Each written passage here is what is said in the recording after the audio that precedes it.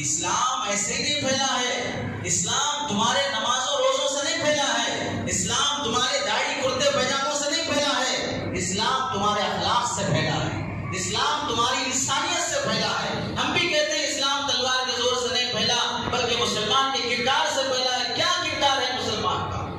آج کا مسلمان کے کردار کو دیکھ کر کوئی کلمہ پڑھ سکتا ہے؟ آج کے مسلمان کے اخلاق کو دیکھ کر کوئی کلمہ پڑھ سکتا ہے؟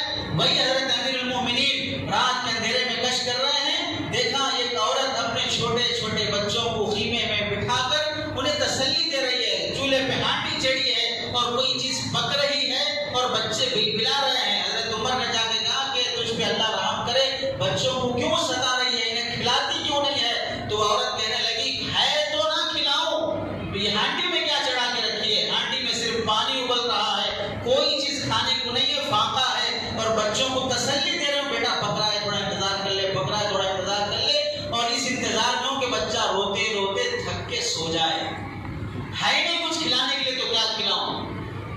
تو تیرا وظیفہ کیوں نہیں ملا، تیرا انتظام کیوں نہیں ہوا؟ تو حضرت عمر رضی اللہ عنہ سے عورت کہنے لگی کہ عمر تو صرف بڑے لوگوں کو وظیفہ دیتا ہے، بچوں کا وظیفہ جاری نہیں کرتا۔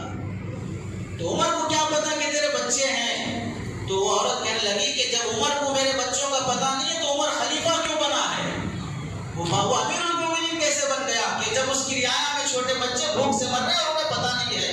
حضرت عمر رضی اللہ عنہ کے ساتھ غلام ہے، ساتھ فوراً بیت المال آتے ہیں، آٹا بھرتے ہیں، گھی بھرتے ہیں، اناج بھرتے ہیں، اور غلام سے کہتے ہیں کہ میری پیٹھ پہ اٹھاؤ۔ غلام کہتا ہے میں تو غلام ہوں، میں خدمت کے لیے تیار ہوں، میں اٹھا لوں گا۔ حضرت عمر کہتے ہیں میری پیٹھ پہ اٹھا۔ بار بار جب اصرار کرنے لگا تو حضرت عمر نے فرمایا کل قیامت کے دن میرے اعمال کا بوجھ تو اٹھائے گا، کل قیامت کے دن میرے اعمال کا بوجھ تو اٹھائے گا۔ خود اپنے کندھے پہ وہ تھیلا اٹھا کر خیمے کے پاس پہنچے، ہانڈی جلائی، آگ جلائی اور اس میں آٹا گھی وغیرہ ڈال کر اسے ملیدہ وغیرہ کچھ بنایا۔ غلام کہتا ہے کہ میں دیکھ رہا تھا عمر خلیفہ جب پھونک مار رہے تھے دھواں ان کی داڑھی سے نکل رہا تھا، آنکھوں سے آنسو، دھواں جب آنکھوں میں جاتا ہے تو آنسو نکلتے ہیں، آنکھوں سے آنسو نکل رہے تھے اور دھواں داڑھی سے نکل رہا تھا۔ جب کھانا تیار ہو گیا بچوں کو کھلایا، بچے کھائے اور بچے جب ہنسنے لگے حضرت عمر وہیں کھڑے رہے۔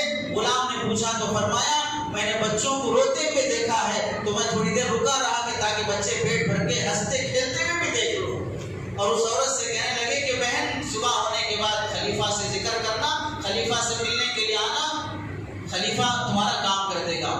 تو وہ عورت کہنے لگی میں تو چاہتی ہوں کہ تم جیسا آدمی خلیفہ ہو، میں چاہتی ہوں کہ تم جیسا آدمی خلیفہ ہو۔ وہ پہچانتی تک نہیں تھی کہ یہی خلیفہ ہے، میں چاہتی ہوں کہ تم جیسا آدمی خلیفہ ہو۔ تو حضرت عمر نے فرمایا کل خلیفہ کے پاس آؤ گی تو میں بھی وہیں رہوں گا۔ یہ نہیں کہا کہ میں ہی خلیفہ ہوں، بلکہ یہ فرمایا جب تم خلیفہ کے پاس آؤ گی تو میں بھی وہیں رہوں گا۔ کیسی خدمت تھی صحابہ کی۔ آج معاشرے میں دکھا دے کوئی کہیں گاڑی پارک کر رہا ہے تو اسے تھوڑی جگہ دینے تیار نہیں ہے، مصلی نماز پڑھنے کے لیے آ رہا ہے تو اسے جگہ دینے کے لیے تیار نہیں ہے۔ ایک بلڈنگ میں رہتے ہوئے سبزی تھوڑی زائد لا لیے، آج پیاز مہنگی ہے، آج ٹماٹر مہنگا ہے، ایسے موقع پر پڑوسی خریدا نہیں خریدا، ایک 2 کلو ٹماٹر میں 20 روپے کے زائد خرید کے لا لوں اور ایک 4 ٹماٹر اس بازو قریب پڑوسی کو بھیج دوں۔ انسانیت مسلمانوں میں کیوں دفن ہوتی جا رہی ہے؟ جب سے ہم مسلمانوں کے مکانات مکان پر مکان بننے شروع ہو گئے، مکان کے بازو مکان بننا ختم ہو گیا، مکان پر مکان بننا شروع ہو گئے تو انسانیت دفن ہونا شروع ہو گئی۔ اب کس فلور میں کون مر رہا ہے کسی کو پتا نہیں